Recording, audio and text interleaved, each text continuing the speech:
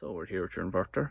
Don't worry if your inverter is a hybrid or a string, the monitoring process is set up the exact same way.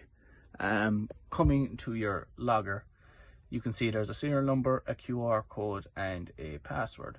Now your serial number and the QR code, they will be required when you're linking the logger to your plant. So either way, you can either enter in the serial number manually or you can scan the QR code, and then your password will be needed when you're linking your home Wi-Fi network to the logger's Wi-Fi network.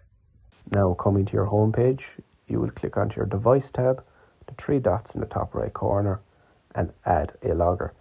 Now you can see that it requires a serial number here, which is on the front of your logger, or again you can scan the QR code. After that is complete, you'll go into device networking.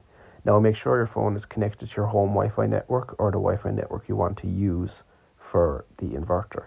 So you'll just enter in the password, and once you have that entered in, you'll press start to configure. Now once you press start to configure, a screen will come up like this saying testing, and this will basically run its course and just check that the Wi-Fi is strong enough to carry the signal. Now after this is completed, it'll ask you to connect to an AP network.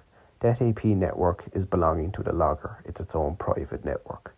So the password for that is again on the front of the logger, and you just enter that in here, and once you join up to that network, you'll be able to go back into the app and you will meet this screen. Now you can see there's connect to device, configure and restart. These are just all the steps it has to run through by itself. Now you can see the verified is spinning around. Once that is complete and you get a tick saying that everything is connected, that means that your monitoring is up and running. This might take 2 to 3 minutes to actually complete, which is perfectly normal. It might just take a while to fully sync up. And once you get back, everything should be online.